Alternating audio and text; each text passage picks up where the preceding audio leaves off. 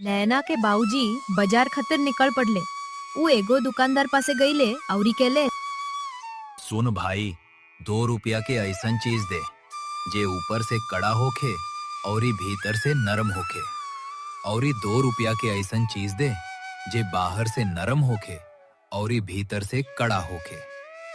औरी 1 रुपया के ऐसन उज्जर चीज दे जे मीठ होखे बाकी कवनो फल न होखे। औरी 1 रुपया के गोल गोल तलर सुंदर चीज दे दे। ई का बोलत बड़नी? नरम कड़ा उज्जर चीज ई सब का बा?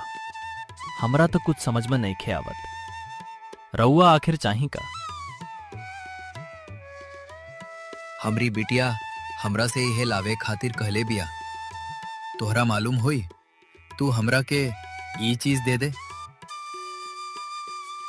रवारी टेढ़मेढ़ बात हमरा दिमाग से बाहर बा। हमरा कुछ समझ में नहीं खे आवत। हम रवा के कुछ ना दे सकम। जाई यहाँ से।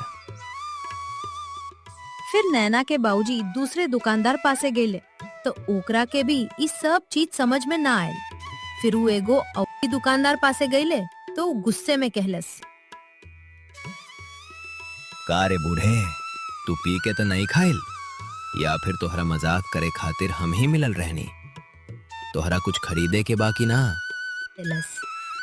फिर रास्ता में बाऊजी के मुलाकात अभय से हो गई। ऊ अभय के देख के बहुत खुश भइले औरी ओकरा से कहले, बहुत नीमन भइल बेटा, तू हमरा यही मिल गइलू। हमसे बहुत बड़ गलती हो गई रहे। हम अनजाने में तोहरा के बहुत कुछ सुना देनी। दरअसल हमरा पूरी बात मालूम ना रहे औरी हम तोहरा के समझ ही ना पाऊनी। हम तोहरा के दूसर लेकन नियर समझत रहनी, लेकिन जब हमरी बिटिया हमरा के समझवलस तब हमरा समझ में आयल कि तू दूसर लेकन नियर नहीं खा। तू कतना संस्कारी बड़ू। तोहरी वो बातन के मतलब हमरा त ना समझ आयल, लेकिन हमरी बिटिया बहुत समझदार औरी बुद्धिमान बिया। वो हमरा के सब बात बतौलस, तब जाके हमरा अपनी गलती के एहसास भइल। हमरा के माफ कर दे बेटा। अरे नाना बाबा, रउआ माफी मत मांगी। रउआर जगह कवनो औरी होखित त ओकरा के भी शायद गलत फहमी हो जाए त। हमरा लागत बा कि हमरा बात करे के तरीका ही कुछ ऐसन रहे कि रउआ गलत फहमी हो गईल। रउआ माफी मत मांगी। वैसे बाबा, रउआ बहुत परेशान देखात बड़नी, कवनो बात बा का? हाँ बेटा, दरअसल हमरी बिटिया बाजार से कुछ चीज मंगौले बिया। हम बहुत दुकानदारन के पास गए नी, लेकिन वो दुकानदार लोग समझ ही नहीं खे पावत। हमरा एगो चीज ना मिलल। हमरा के बताई, हम रउरा कुछ मदद कर पाई। नैना के बाबूजी अभय के ओही चीजन के बारे में बतौले। अभय सोचलस, सचमुच ई लड़की त बहुत बुद्धिमान बिया। लागत बा ऊ केहू के परीक्षा लेवे खातिर ई सब कइले बिया। बाबा, रवा चिंता मत करी। हम समझ गए नी कि रवार बिटिया के कवन चीज चाही। रवा चली हमरा साथे, हम रवा के चीज दिलवावता नी।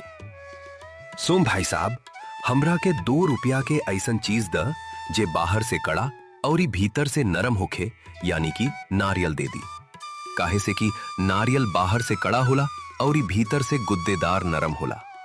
और 2 रुपया के ऐसन चीज द जे बाहर से नरम होखे और भीतर से कड़ा होखे, यानी कि 2 रुपया के छुआरा दे दी, जे बाहर से नरम होला और भीतर से ओकर बिया कड़ा होला।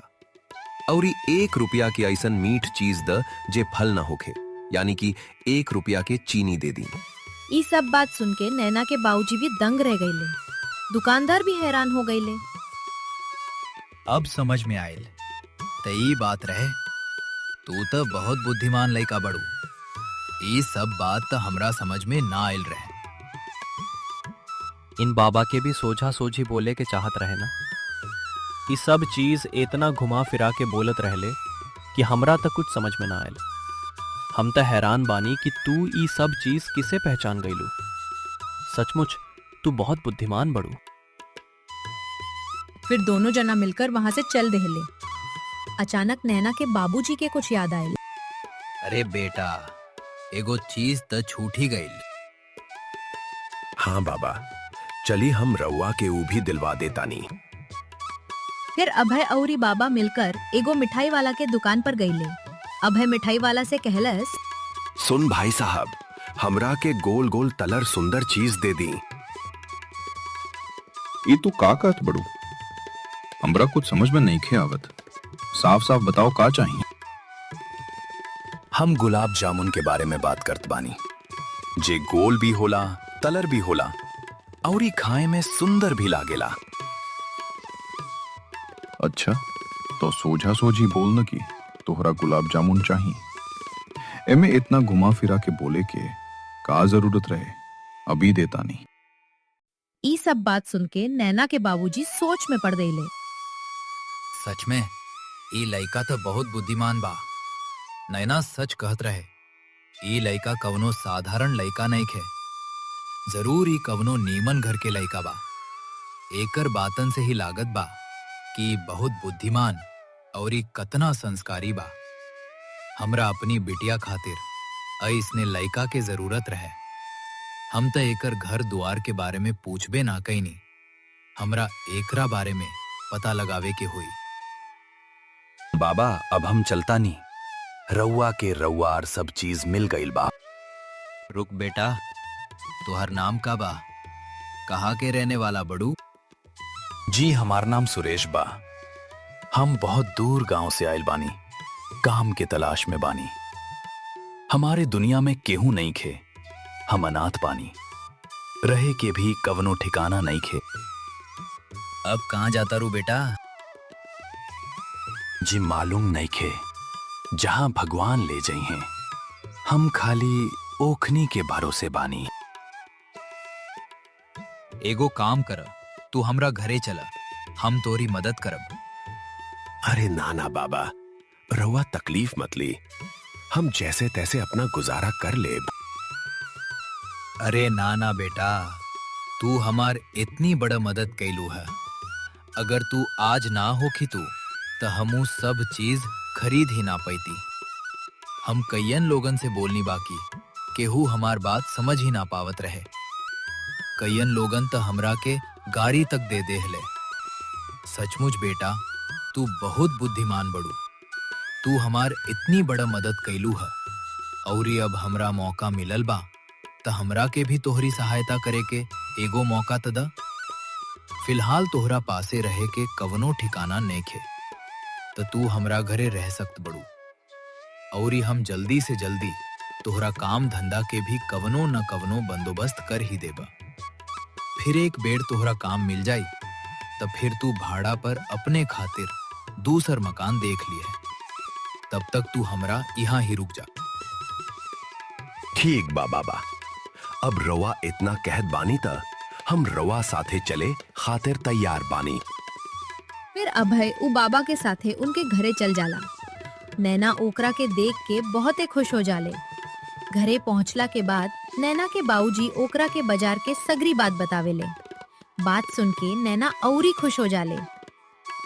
सच हूँ, ई लइका कवनो साधारण लइका नइखे। हम जवन सोचले रहनी उहे निकलल। ई बहुते बुद्धिमान और अकलमंद बा। हम जानबूझ के बाबूजी के पहेली में जवन चीज मंगौले रहनी ओकर उत्तर कवनो बहुते तेज दिमाग वाला आदमी ही दे सकत रहे। हमरा मालूम रहे कि ई सवालन के जवाब खाली इहे दे सक बाड़न। एही से हम जानबूझ के बाबूजी के बाजार भेजले रहनी ताकि हम इनकर पता लगा सकी। नैना अभी अभय के बारे में सोचत ही रहे, तभी ओकर बाबूजी ओहिजा आ जालन और ओकरा से बोले ले, बेटा, हमरा तोरा से कुछ जरूरी बात करे के बा। हाँ बाबूजी, बोलिए ना, का बात बा? बेटा, जब से हम बाजार में सुरेश से मिलले बानी तब से हमरा मन में एगो विचार आवत बा। सुरेश बहुते नेक लइका बा और बहुते बुद्धिमान भी बा। उ बिल्कुल तोहरा नियर बा बेटा। बाकी उ अनाथ बा। ओकर माई बाबूजी नइखन। उ त काम के तलाश में इहाँ उहाँ भटकत बा। हमरा लागत बा कि तोहरा खातिर सुरेश से नेक लइका औरी कवनो हो ही नहीं सकत। काहे कि बेटी, हम तोहरा के बचपन से जानत बानी। तोहरा में जतना दिमाग बा, जतनी तू बुद्धिमान बाड़ू, उतने ही सुरेश भी बा। ओकर और तोहार जोड़ी एकदम ठीक रही। हम तोहार बियाह सुरेश से करावल चाहत बानी। अब तू बताओ, तोहार का राय बा?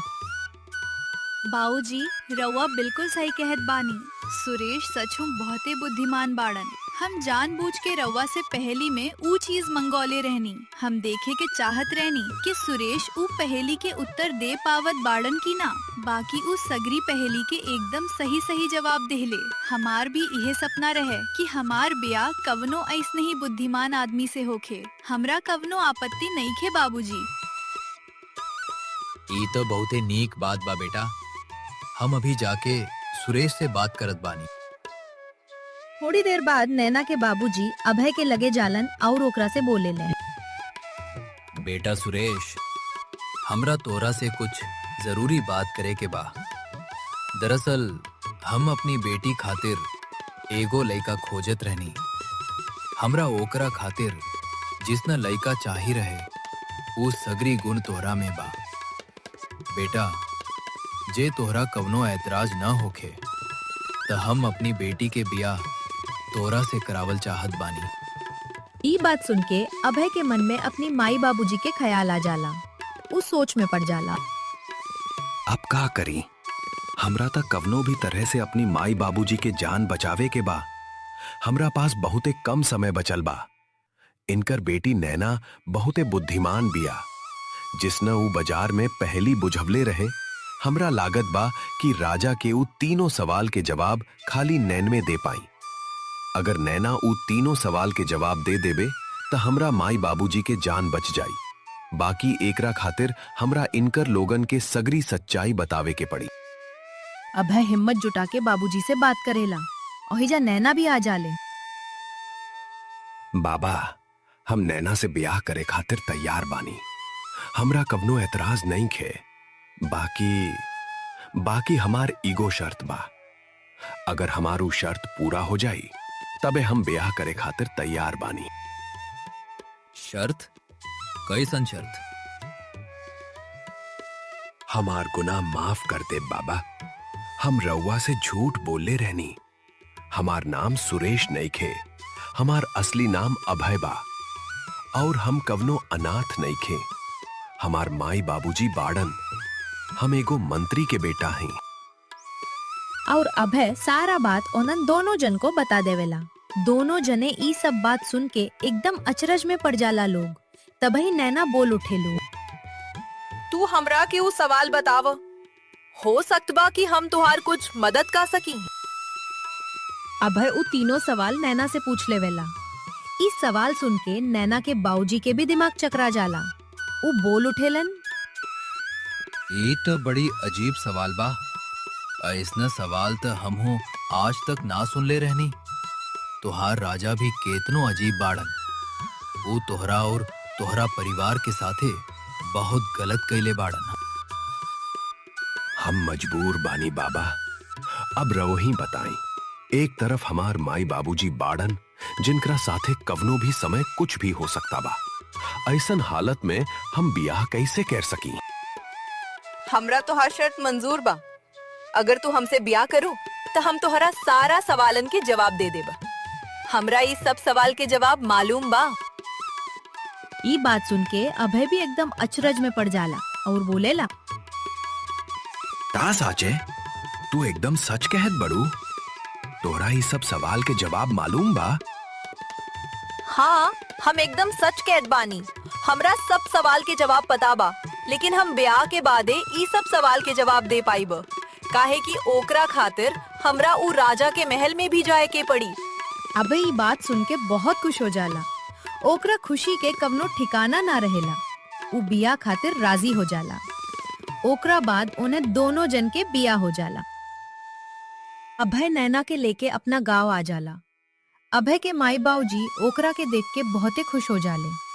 अभय ओकरा सब बात बतावेला और नैना से मिलवावेला। सब सुन के नैना ढाढ़स बंधावेली। माई बाऊजी, रउआ लोग तने को चिंता मत करी। रउआ लोगन के कुछू न होई। हम राजा साहेब के सारा सवालन के जवाब दे सकीला। बाकिर बाबूजी, ओकरा बदे हमरा महल जाए के परी। रउआ एक काम करी, राजा भीरी जाई और कही दे कि हम उनके सब सवाल के जवाब दे देब। बाकिर हमार एक गो शरत बा, राजा साहब के हमरा के 2 दिन ले महल में घूमे के छूट देवे के परी। हम जने मन करी उन्हें जाइब, चाहे दिन होके चाहे रात। हम 2 दिन ले महल पर नजर रखब और ओकरा बाद सारा जवाब दे देब। ठीक बा बेटा, हम आज ही राजा भीरी जात बानी और ई सब बात उनके बतावत बानी। ओकरा बाद मंत्री अभय के बाबूजी राजा के दरबार में पहुँचेले और राजा से गोड़ लाग के बतियावेला।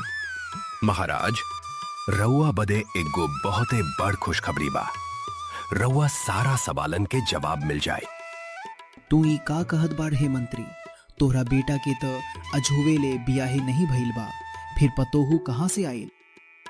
तब मंत्री राजा के सब बात खुल के बतावेला और नैना के शरत के बारे में कहेला। हमार पतोहू कहले बिया कि ऊ 2 दिन बाद रउआ सारा सवाल के जवाब दे दई। बाकिर ओकरा बदे ओकर एक गो शरत बा। शरत ई बा कि ओकरा के महल में बिना कोनो रोक टोक के आवे जाए के छूट मिलल चाही। दिन होखे चाहे आधी रात, ऊ 2 दिन ले महल में घूमे के चाहत बिया। ठीक बा, हम तोहरी पतोहू के शरत मंजूर करत बानी। तोहरी पतोहू 2 दिन ले जब चाहे तब ए महल में आ सकती बिया, कोनो कमरा में जा सकती बिया और पूरा महल घूम सकती बिया। तू जाके ओकरा से कही द कि हमरा 2 दिन बाद अपना सवालन के जवाब चाहिए। मंत्री घर लौट के आवेला और अपनी पतोहू के सब बात बतावेला। ई बात सुन के नैना बहुते खुश हो जाले। तनी देर बाद जब रात होला त नैना महल में जाले और बड़ी देर ले लुका छिपी के नजर राखेले। तबे ऊ का देखेले कि रानी के कमरा में से एक गो अनजान आदमी बड़बे चुपके से बहरी आवत बा। नैना के ओकरा पर संक हो जाला। बयान भइला पर ऊ ई बात अभय के बतावेले। लेकिन नैना, ऊ आदमी के ए सब सवालन से का लेना देना बा? लेना देना बा अबे। हमरा आज वो रात के हुआ जाए के परी और ए बात के पूरा पक्का करे के परी। थोड़ी देर बाद फिर से रात हो जाले। नैना ओहो रात के महल के बहरी जाके ओही आदमी पर नजर राखेले। तनी देर में वो आदमी फिर से आवेला और सीधे रानी के कमरा में चल जाला। नैना दबे पांव ओही कमरा के भीरी जाले और खिड़की के वार से दोनों जने के बतियात सुन लेवेले। सब रात जानला के बाद नैना अपना घरे लौट आवेले। बिहान भइला पर नैना के महल में बोलावल जाला। सब दरबार सजल रहेला। तब राजा साहेब नैना के देख के कहत बान, देखो बहू रानी, जिसे तू कहले रहलू, हम तुहार शर्त मान के 2 दिन तो के समय दे देली। तू वादा कैले रहलू कि 2 दिन बाद तू हमरा तीनों सवालन के जवाब दे देबू। अब वो घरी आ गईल बा, तुहार 2 दिन पूरा हो गईल। अब बताओ बहू, हमरा वो तीनों सवालन के जवाब का बा? हम बहुत बेताब बाणी सुने खातिर। अगर तू सही जवाब दे देबू तो हम तो के मुंह मांगल इनाम देवे खातिर तैयार बानी। जे चाहबू ऊ मिली तो के। ठीक बा महाराज, जरा ध्यान लगा के सुनबा। हम राउर तीनों सवालन के जवाब देवे चाहतानी। राउर पहल का सवाल रहल की ऐसन कवन चीज बजे ऊपर त जाले बाकी नीचे कबू ना आवे। महाराज, एकर जवाब बा उमिर। उमिर ही ऐसन चीज बजे हमेशा बढ़त रहेले, कबू घटत नहीं खे। ई जवाब सुन के राजा साहब एकदम गदगद हो गईलन और खुशी से झूम उठलन। वाह, एकदम सच कहलू बहू, तू तक गजबे बुद्धिमान बाड़ू हो। ई जवाब तो हमरा दिमागे में ना आइल रहल। बहू रानी, अब हमरा दूसर का सवाल के भी उत्तर दे दो। राउर दूसर का सवाल रहल कि दुनिया के ऐसन कवन सबसे कीमती चीज बा जेके रुपया पैसा से खरीदल ना जा सके। महाराज, एकर उत्तर बा समय। समय ऐसन चीज बा जे सबसे कीमती बा। बाकी दुनिया के कवनो अमीर से अमीर आदमी भी एकरा के खरीद नहीं खे सकत। समय ककरो हाथ में ना रहेला। ई बात सुन के दरबार में बैठल सब लोग अचरज में पड़ गईल। राजा साहब के खुशी के कवनो ठिकाना ना रहल। शाबाश बहू रानी, शाबाश। तू इहो एकदम साचे कहलू। ई दुनिया में समय से कीमती कौनो चीज नहीं खे जे के कबहू खरीदल ना जा सके। बहू रानी, बस अब हमरा आखिरी सवाल के जवाब दे दे, ओकरा बाद तू जे मंगबू हम सब दे देबे। हमरा पूरा भरोसा बा कि तू हमरा तेसर का सवाल के भी जवाब दे देबू। तुहार बुद्धि के कौनो जोड़ नहीं खे। महाराज, राउर टेसर का सवाल रहल की मछली पानी में रह के कवन घरी पानी पिए ले। महाराज, ई सवाल के जवाब त राउरे महलवा में छिपल बा। ई तू का कहे तबाड़ू बहू रानी? ई सवाल के जवाब भला हमरा महल में कैसे हो सकेला? हम कुछ समझ नहीं खी पावत। राउर महल के जे सेवक बा मदन लाल, ओकरा के यहाँ दरबार में बुलाई, तभी हम राउर सवाल के जवाब दे पाएब। नैना के कहले पर राजा साहब तुरंत मदन लाल के दरबार में बुलवैलन। मदन लाल कापत कापत आके खड़ा हो गई। महाराज, अब आप ई मदन लाल से पूछी कि एकर महारानी जी के साथ है कवन संबंध बा। ई बात सुन के राजा साहब के होश उड़ गई। वो एकदम हैरान हो गई। बहू रानी, ई तू का अनर्थ कहत बाड़ू? भला ई मामूली नौकर के हमरा महारानी से का संबंध हो सकेला? महाराज, ई बात आप हमरा से ना अपना यही सेवक से पूछी, इहे तो के सारा सच बताई। मदन लाल, गुंगा बन के काहे खड़ा बाड़ू? बोल, ई बहू रानी का कहत बिया? तुहार महारानी से का संबंध बा? महाराज, हमरा नइखे मालूम कि बहू रानी का कहत बाड़ी। भला हमार महारानी जी के साथे का संबंध हो सकेला? हम तो एक मामूली नौकर बानी। आप लोग का कहत बानी हमरा कुछ समझ में नहीं खे आवत। मदन लाल के झूठ सुन के नैना के आंख लाल हो गई। वो ओकरा नगीचे गई और कड़क आवाज में बोलल, मदन लाल, एकदम सच सच बता दे, झूठ बोले की कोशिश मत करे। हम अपना आँख से तोके देख ले बानी और तोहार सब बात सुन ले बानी। या तो तू अपना मुंह से महाराज की सारा सच बता दे, ना तो जे हम सुन ले बानी ऊ हम महाराज के बता देबे। अब तो सोच ले तो के का करे के बा। अगर हम महाराज के सब बता देली तो तोहार का दशा होई तू सोच भी नहीं खु सकत। ओकरा से नीक बा कि आपन पाप खुद कबूल कर ले। नैना के धमकी सुन के मदन लाल के हाथ पांव कापे लागल। ओकर घिग्गी बंद गई। वो राजा के गोड़ पर गिर पड़ल। महाराज, हमरा के क्षमा कर दी। हमरा से बहुत बढ़न भूल हो गई। ये सब हम महारानी जी के कहले पर कैले बानी। हमार तक कवनो औकात ही न रहल कि हम उनके नगीचे जा सकी। बाकी महारानी ही हमरा के उकसैली। एमे हमार कवनो गलती नहीं खे महाराज। ई सुन के राजा के गुस्सा 7वां आसमान पे पहुंच गई। उनके कुछ समझ में ना आवत रहल कि ई का हो रहल बा।